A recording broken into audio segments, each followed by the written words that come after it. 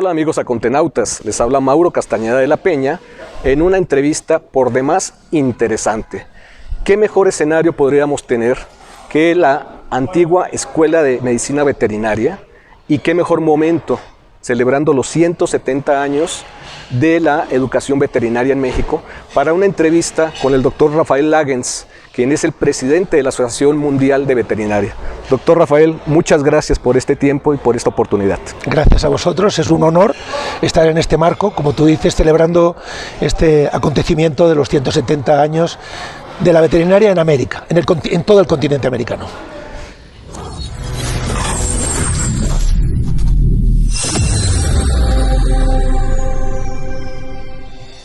Hablar de la industria farmacéutica veterinaria es referir esfuerzo, cercanía, resiliencia, logros y compromiso. Porque en la industria farmacéutica veterinaria de la Cámara Nacional de la Industria Farmacéutica trabajamos con perseverancia. Nos hemos sabido adaptar no solamente a estos tiempos vertiginosos que nos ha tocado vivir, sino a momentos de cambios, situaciones de crisis, ocasiones de oportunidad y épocas que nos han exigido dar lo mejor de nosotros desde hace casi 60 años. Hoy podemos decir que en la Infarvet hemos sacado lo mejor de nosotros, de nuestros equipos de trabajo, de los colaboradores y de los más de 25 laboratorios nacionales y multinacionales que nos acompañan con su confianza. La farmacéutica veterinaria, establecida en México, con un valor superior a los 16,000 millones de pesos y un crecimiento de más de 5%, se dedica a la investigación, el desarrollo, la producción y la comercialización de medicamentos y biológicos para uso o consumo animal. Todo esto contribuye a generar alimentos sanos e inocuos para la población. Promovemos el consumo de los diferentes tipos de carne, huevo, leche, derivados y subproductos. Como industria, es de suma importancia preservar la salud y el bienestar de los animales de producción y compañía. Juntos, en la Infarvet, hablamos de logros y retos, como la guía de farmacovigilancia, los cursos de capacitación, los trabajos específicos en materia de resistencia antimicrobiana y la labor en sinergia y vinculación con el gobierno federal a través del Senacica, con quien desarrollamos proyectos en mutua coordinación y en cumplimiento de la regulación mexicana. Con una visión integral y de acompañamiento, trabajamos en sintonía permanente con instancias universales como la Organización Mundial de Sanidad Animal, el CAMEVET y Health for Animals, siempre con un objetivo: fungir como pieza clave dentro de esa cooperación internacional para garantizar la sanidad, el bienestar y la seguridad alimentaria en un entorno de retos constantes a nivel nacional, regional y mundial. Esto es el reflejo del compromiso que tenemos con la salud animal y por ende con la salud pública, siempre pensando en la construcción diaria del concepto globalizado y siguiendo a la Organización Mundial de la Salud, One Health. Con resultados favorables obtenidos de nuestros diferentes grupos de trabajo, nos planteamos de forma permanente nuevas estrategias que nos permitan tener mayor crecimiento y posicionamiento nacional e internacional. En la Infarvet somos un gremio fuerte, en donde cada uno de sus integrantes asume su rol con ética y responsabilidad, incluso ahora formando parte de los miembros asociados de la entidad mexicana de acreditación. Somos constantes, buscamos la excelencia y somos aliados dentro del noble sector agroalimentario. La farmacéutica veterinaria, segura, fuerte y unida por un México que brinde a la sociedad alimentos sanos e inocuos, seguridad y confianza, salud y bienestar para los que más quieres, tu familia. En la Infarvet, trabajamos por ti y para ti.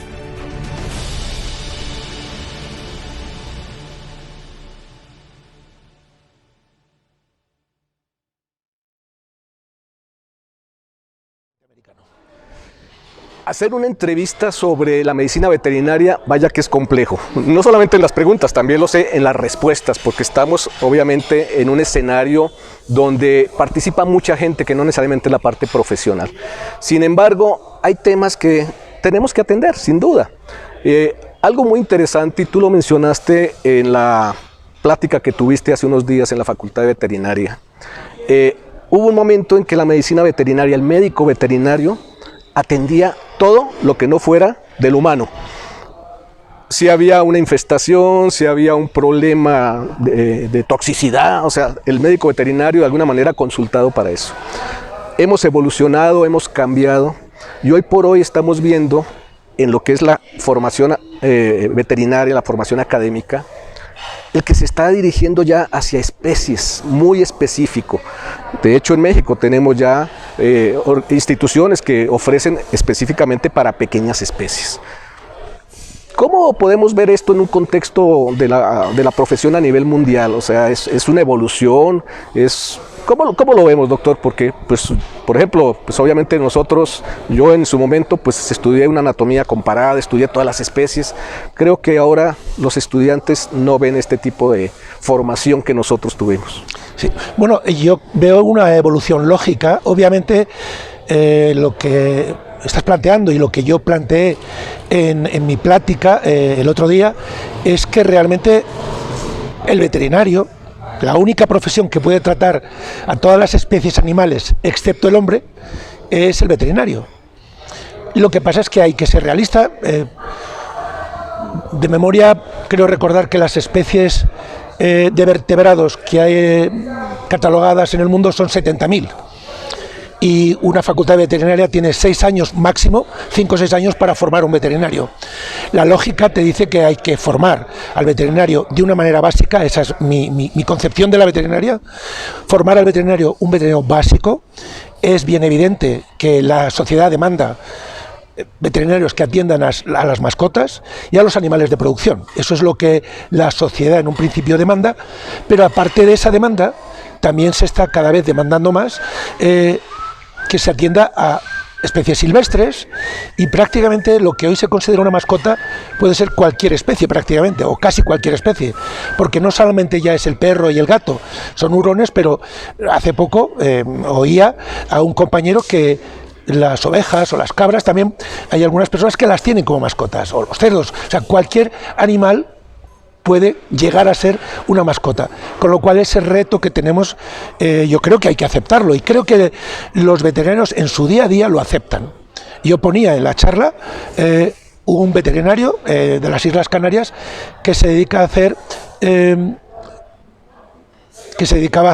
la autopsia o la biopsia de los animales de ballenas, ¿no? Entonces, bueno, para ver por qué habían muerto en esa playa, etcétera, ¿no?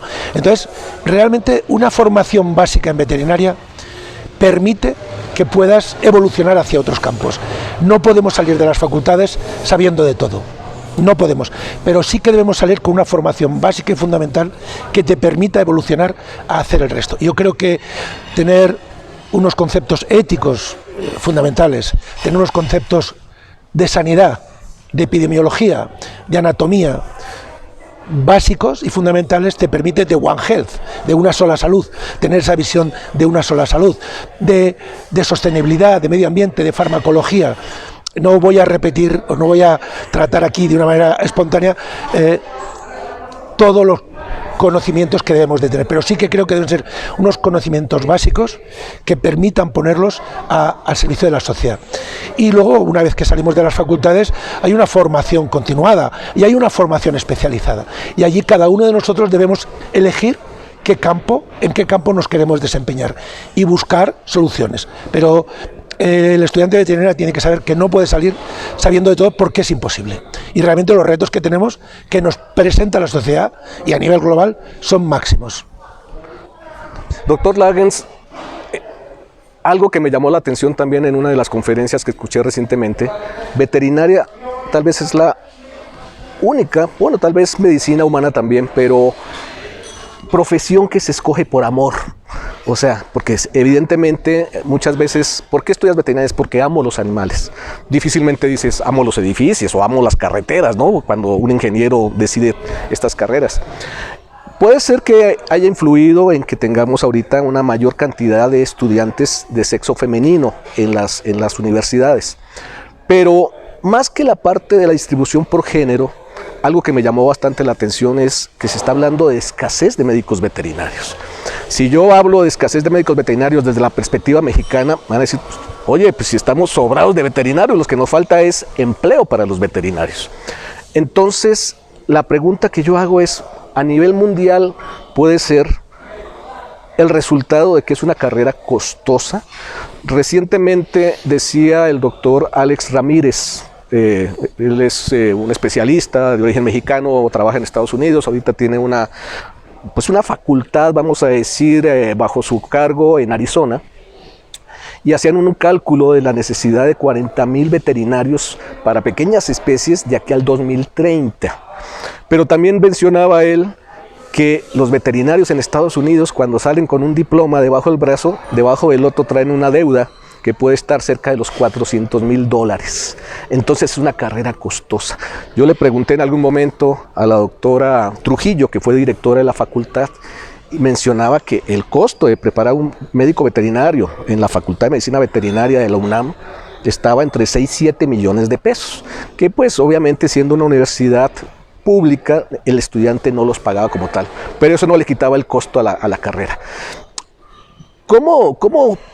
Bueno, entrelazar toda esta circunstancia de que por un lado tenemos muchos veterinarios en países como México, vamos a decir, o en otras partes donde se producen también muchos profesionales, con esa necesidad que se menciona de colegas en otros países, y si esta parte económica tiene algo que ver. Bueno, me gustaría hacer un pequeño comentario de la introducción que has hecho sobre el género. Yo creo que las mujeres, hay más mujeres, o cada vez hay más mujeres, no porque amen más o menos a los animales. Yo creo que los estudiantes de género, varones que entran también a las facultades, entran por ese amor. Puede ser de un amor diferente o entendido de una manera diferente, pero entran también porque les gusta lo que hacen, ¿no? Yo creo que el incremento de mujeres viene quizá porque en muchos sitios tienen que pasar una nota y las mujeres, sobre todo a una determinada edad, son más trabajadoras y más constantes y llegan a mayores calificaciones, hablando un poco en general, que los hombres. Con lo cual, yo creo que eso es otro debate muy interesante, pero lo que tú me planteas, quería hacer ese comentario, pero lo que tú me planteas es sobre la escasez. Sí, yo realmente es una aparente contradicción que países como México, que tienen, acabo de oír ahora, unas 70 facultades de veterinaria, o Brasil, que tiene más de 400, podamos hablar de escasez. Pero no es que haya una escasez global o total, lo que hay es escasez para determinadas demandas de veterinario y en determinados lugares. Sí que parece ser lo que se observa de una forma general es que los estudiantes de veterinaria que entran a la facultad de veterinaria, la mayoría de ellos entran pensando en hacer pequeñas especies. La sociedad está urbanizada. La inmensa mayoría de la población humana vive en grandes ciudades, o en ciudades y sobre todo en grandes ciudades. Y la población que va a estudiar veterinaria viene de esas ciudades también. Yo creo que sí que se está observando una dificultad o una falta de voluntad de muchas personas en general de vivir en el medio rural y prefieren vivir en ciudades, pues porque hay más oferta cultural, social, de vivienda, de trabajo, etcétera, ¿no? Yo creo que ese quizá es uno de los problemas, ¿no? O uno de los factores que influyen en eso. Sí que realmente hay países con una visión global, en lugares en continentes como África, hay zonas muy remotas, muy difíciles de llegar, con condiciones difíciles de vida, pero en las que se producen animales y que las personas para vivir allí necesitan producir animales a nivel familiar, dijéramos. Eso se puede extrapolar de una manera a otra a muchos otros países. Supongo, según mi conocimiento, ocurre lo mismo en México. En México hay una parte de la ganadería y de la agricultura que es muy intensiva, pero también hay otra que pudiéramos llamar que es de subsistencia o es de que... Entonces, esa es la dificultad que hay, ¿no? Creo yo, y luego, lo que hablábamos al principio, lo que se demanda es un profesional formado vamos a suponer, en acuicultura, o formado en vacuno, o formado en ovino, o formado en animales salvajes, en animales silvestres. Claro, lo que hay que hacer son dos cosas: la disponibilidad de ir a esos lugares donde están esa demanda de trabajo, y también ir con la formación adecuada para responder. Combinar todo eso desde la formación, yo creo que requiere una comunicación muy estrecha entre facultades de veterinaria entre sí, y entre facultades de veterinaria con la sociedad y con el gremio, con las asociaciones de veterinarios. Es un tema complejo que se está detectando, pero al mismo tiempo el tema norteamericano es muy específico, porque realmente allí es verdad lo que dices, que la deuda es muy grande y condiciona mucho a esos veterinarios dónde ir y cómo ir. Al mismo, sí que para solucionar esa dificultad de veterinarios en determinadas áreas, lo que hacen los responsables de esas áreas es ayudarles a pagar esa deuda mientras que estén trabajando en esa zona, ¿no? en esa actividad. Entonces, realmente es un tema complejo que en el poco tiempo que tenemos es simplemente para hacer algunas observaciones, algunos comentarios que son a todas luces insuficientes, pero simplemente es un poco por debatir un poco en este pequeño. Pero habría mucho que hablar, y muchas personas, incluso estos días que estamos con los compañeros norteamericanos hablando, ponen en duda o tratan de ver esa carencia dónde está y en cómo se limita, ¿no? Y ellos dicen que hay que hacer muchos estudios, tener los números claros y ver realmente. Pero sí, definitivamente es un tema que es actual, que se debate mucho y que yo diría que es universal, con matices en cada país. Y siguiendo con los temas complejos, doctor, la parte de la formación con la tecnología. Hoy por hoy todos estamos inmersos con tecnología en diferente nivel, pero en la formación académica veterinaria, pues tenemos elementos que por supuesto han venido a cambiar el panorama. Con la pandemia, la comunicación a distancia creció como espuma, las clases virtuales, los webinars. Luego tenemos, por circunstancias de presión de ambientalistas, bienestar animal, que las prácticas ya muchas se tienen que hacer con dummies electrónicos, ya no con animales en específico. Y hoy por hoy traemos también la inteligencia artificial. La pregunta concreta es, con todos estos elementos que actualmente están presentes en la formación veterinaria, ¿cómo sale el veterinario a enfrentarse directamente con un animal? Que al final es lo que tiene que hacer, ¿no? O sea, no ha tenido oportunidad durante la carrera porque todo ha sido a través de pantallas, pero ya cuando sale tiene el perro, tiene la vaca, tiene el ovino al frente. Sí, bueno, estoy de acuerdo. Toda la tecnología, yo creo que hay que hacer uso de la tecnología porque es lo que hemos hecho los seres humanos durante toda la historia, y la profesión veterinaria también. En su tiempo el papel fue una revolución, la imprenta fue una revolución, a lo mejor o incluso más que las que has mencionado, ¿no? Entonces simplemente yo creo que hay que aceptarlas, asumirlas y utilizarlas de la mejor manera posible, incluyendo la inteligencia artificial. Pero yo creo que la práctica es fundamental, hay que ver cómo. Sí que es verdad que durante la pandemia fue prácticamente imposible hacer prácticas. Yo creo que eso se puede de una manera u otra solucionar o complementar. Incluso, está claro que los programas, hay muchas facultades de veterinaria, pero no todas tienen la misma calidad. Y una de las diferencias respecto a calidad es la posibilidad de hacer prácticas o no hacer prácticas, respetando el bienestar animal, sin duda, con lo cual hay que buscar soluciones en que puedas hacer esa práctica. Yo creo que eso es evidente, un mínimo de prácticas, eso hay que hacerlo, y eso la tecnología no lo puede cambiar, excepto que las vacas lleguen a ser electrónicas también, pero es una broma, entiéndaseme como una broma. Y yo entiendo que una de las cosas que debemos de hacer entre todos, conservar a los animales, la diversidad biológica, incluyendo la de los animales, ¿no? Entonces, eso nunca deberá de ser, pero sí que tendremos que utilizar la tecnología para soportar y apoyar la naturaleza, incluyendo los animales, ¿no? No sé si responde un poco, también es un poco un tema amplio, pero creo que las prácticas, sin duda, hay que seguir haciéndolas. El contacto, igual que el contacto humano, el contacto con los animales, hay que mantenerlo incluso en la formación, ¿no? Y cada universidad Hay diferentes maneras de hacer eso. Hay universidades que tienen contratos con hospitales o con clínicas o con granjas, explotaciones fuera. Hay otros que lo tienen dentro. Ahí hoy día sin duda tenemos una gran diversidad, pero en cualquier caso, cualquier facultad, cualquier enseñanza debe ser acreditada, y debemos garantizar a la sociedad que el veterinario que sale de esa facultad realmente va a hacer una buena labor, lo que le demanda a la sociedad. Hablando ya del profesional veterinario, doctor, el que ya egresó evidentemente y ahorita ya desde la sociedad está siendo calificado, ¿no? Como tú ya mencionabas, la visión que tiene la sociedad del veterinario. Nosotros aquí en México percibo que durante la pandemia, como veterinarios, tuvimos un papel preponderante y la sociedad lo entendió. Cuando la gente comenzó a hablar de bioseguridad, por supuesto los médicos ya dominábamos el tema y sabíamos de qué se hablaba.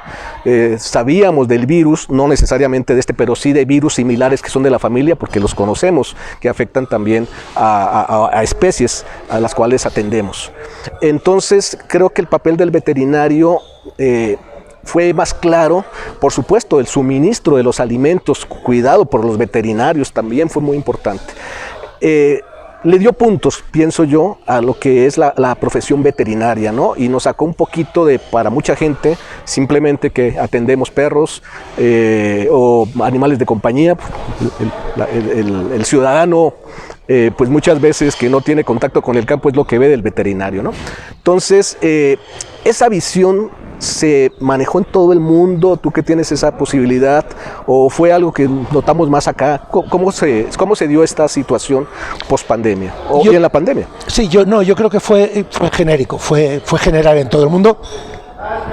No se puede hablar de una manera muy... Pero sí, yo lo que observo es en todas las partes que yo he tenido conocimiento de este tema, se ha observado, incluso se ha hecho una encuesta a nivel internacional, que han participado muchos países y demuestran eso. Las conclusiones son esas, que tuvimos un gran papel, lo hicimos muy bien y se nos percibió como conocedores de este tipo de temas.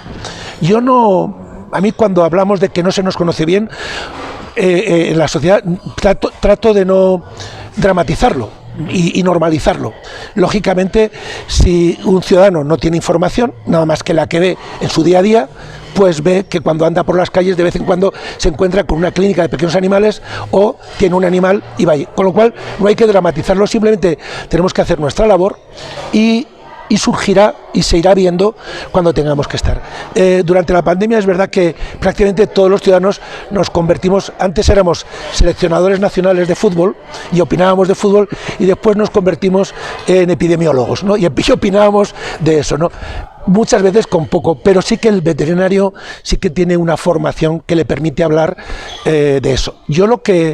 La sugerencia que haría cualquier veterinario es que en el ámbito en el que él se mueva, aunque sea de pequeños animales, grandes animales, lo que sea, o lo que tú estás haciendo en medios de comunicación, hablar, dar a conocer lo que hace, simplemente lo que él hace, lo que hacemos los veterinarios. Y de una manera natural, esto debería de permear a la sociedad. Pero lo más importante es decir que es que los veterinarios hemos hecho una salud desde siempre, desde que somos veterinarios. Y hay que seguir haciéndolo. Con formación, yo diría que humildemente, como lo hacemos siempre, pero con confianza, con naturalidad, teniendo confianza de lo que somos y de lo que podemos aportar. Pero digo, no discutiendo, no diciendo, haciéndonos las víctimas, no nos conocen, nos creen que somos... No, haciendo nuestro trabajo y yendo a cualquier rama que un veterinario quiera ir, que él escoja la rama que quiera y que la desarrolle, aunque nadie antes haya hecho eso. Creo que tenemos, lo que he dicho antes, suficiente bagaje. Es una carrera que nos da esa base biológica, médica, de medio ambiente, que la debemos de utilizar, porque además tenemos una ventaja respecto a otras profesiones. Somos muy adaptables a la realidad, porque tenemos que desarrollar en el campo, no en un hospital súper equipado, tenemos que buscar soluciones, y eso lo sabemos hacer. En tu presentación hubo una imagen impactante, la de una clínica veterinaria en Ucrania que fue alcanzada por un proyectil y, como bien mencionabas, el trabajo de años, la experiencia y todo, pues se vio tremendamente amenazada este colega.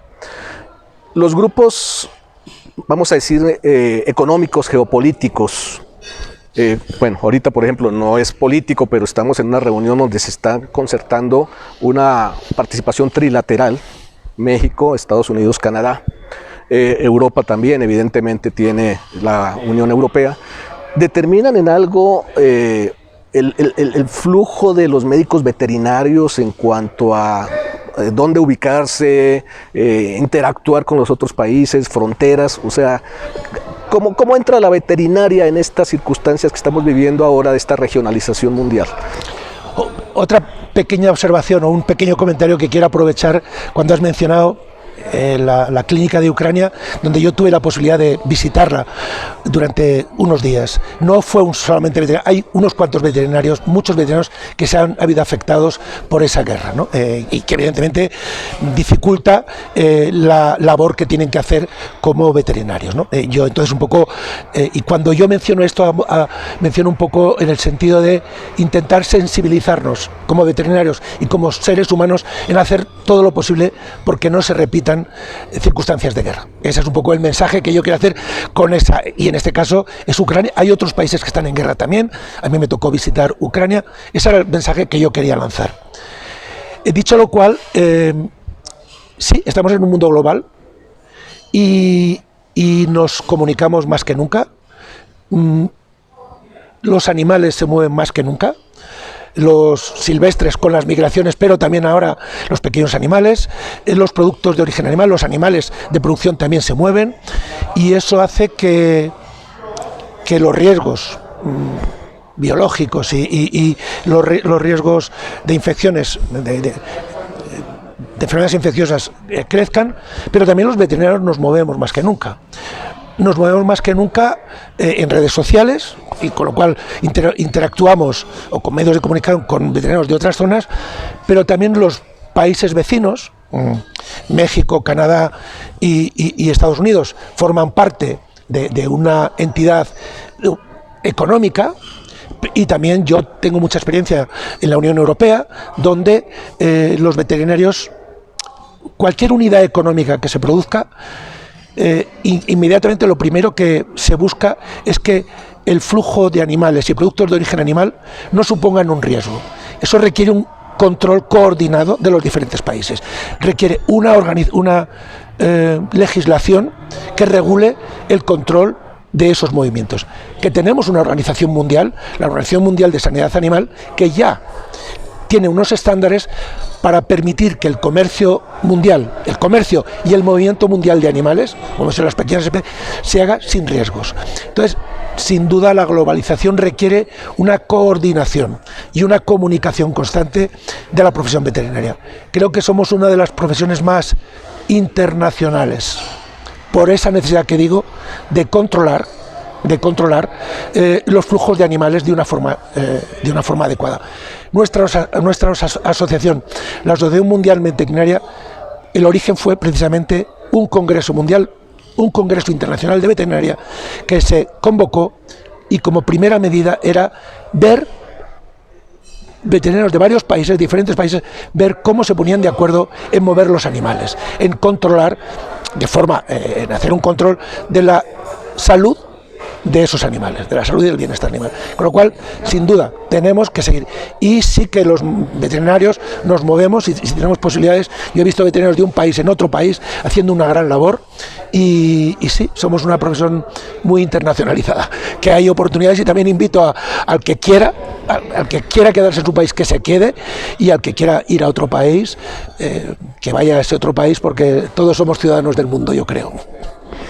Bueno, doctor, y ya para cerrar esta entrevista, vamos a hablar del doctor Rafael Lagens. El tema menos interesante. Cuando tú egresaste en España, evidentemente yo creo que nunca te imaginaste que ibas a tener esta representatividad, primero local en tu país, luego europea, luego a nivel mundial. hasta donde yo sé y a riesgo de cometer una pifia histórica, creo que eres el primer presidente hispanoparlante de la Asociación Mexicana, de la Asociación Mundial de Veterinaria. No, hubo un veterinario peruano. Ok. Que fue radicado en Estados Unidos, que fue presidente de la Asociación Mundial, Okay. el doctor Figueroa, Okay. a quien le mando, que hago un homenaje aquí en este momento. Respecto a mí, yo cuando acabé la facultad me fui, yo soy de los que le gustaba ir al campo, y yo me fui directamente a ejercer en una zona de España que se llama la España vaciada, que es Soria, y en donde había ganaderos tradicionales, de pequeñas granjas de vacuno, de ovino, de porcino, y yo estuve muy a gusto allí, he estado muy a gusto allí, y sigo allí, sigo en la misma zona. Nunca he trabajado siempre en la misma zona, en esa área rural, ahora en la capital de esa provincia, que es Soria, que tiene 40.000 habitantes. Hablando en México, ahora en Ciudad de México, y me siento cómodo allí, y nuevamente, porque creo que las pequeñas ciudades también forman parte del mundo, y el medio rural forma parte del mundo. Yo creo que hay una palabra que es glocal, que es local y global. Tenemos que combinar eso en una gran ciudad y en una pequeña ciudad, y creo que y en el medio rural y en la naturaleza. Creo que hay que defenderlo. Mi evolución fue un poco... Yo sí, nunca pensé, algunas veces y bueno, ¿cómo has conseguido? No, yo quería ser un veterinario, y sigo, yo me considero un veterinario de pueblo, porque he vivido siempre en el medio rural, y quiero seguir viviendo. Quiero que quien quiera vivir en el medio rural pueda hacerlo con todas las facilidades, comodidades que da el mundo actual, y la tecnología nos permite hacer eso, ¿no? Y los medios de comunicación. Y mi evolución fue cuando yo vi en mi entorno que había determinadas carencias de la profesión, que había que hacer algo. Yo me involucré primero en un sindicato, después en un colegio profesional, y poco a poco la actividad gremial, como decís aquí en México, la actividad profesional me fue enganchando. Vi además que para cambiar el mundo hay que intentarlo, hay que ponerse de acuerdo con la gente que tú tienes a tu alrededor, y en la realidad que tú tienes intentarla mejorar. Eso fue lo que me ha motivado a mí, y poco a poco he visto que no lo puedes hacer solamente en tu pueblo, en tu región, no lo puedes hacer solamente en tu provincia, no lo puedes hacer solamente en tu país, no lo puedes hacer solamente a nivel regional en Europa. Las soluciones tienen que ser globales, pero teniendo en cuenta, nunca abandonando nunca el contacto con la tierra, teniendo los pies en la tierra. Yo creo que esa es mi opinión, esa es mi forma de ver la vida, ¿no? Y la actividad social, creo que hay que mejorar en la medida que puedas, lo que puedas, y en este caso nos toca la veterinaria. Entonces esa es y hay que mejorarla entre todos, yo creo. Yo me acuerdo cuando yo hablaba con mis compañeros de los pueblos de al lado, tratábamos de buscar soluciones, tratábamos de ayudarnos unos a otros, en mi provincia, en España, en la Federación de Veterinarios Europeos, y ahora esa labor, esa experiencia que he adquirido durante tiempo, la quiero poner, o la estoy poniendo al servicio de todos los veterinarios del mundo, intentando entendernos y crecer juntos. Esa es mi visión. Y yo creo, mi percepción es que tu gestión ha permitido que muchos veterinarios latinoamericanos, hispanoparlantes, nos acerquemos de una u otra manera más a la Asociación Mundial de Veterinaria. Creo que, bueno, un ejemplo, esta entrevista, con esta fluidez, difícilmente la haríamos con alguien que no hable español. Sí. México como país también, por varias circunstancias, hasta hace poco estrechó nuevamente el acercamiento con la asociación. El doctor Arturo Sánchez Mejorada tiene una representatividad latinoamericana ahorita dentro de la Asociación Mundial de Veterinaria. Entonces, son hechos que muestran que se integra más la comunidad hispanoamericana a la asociación.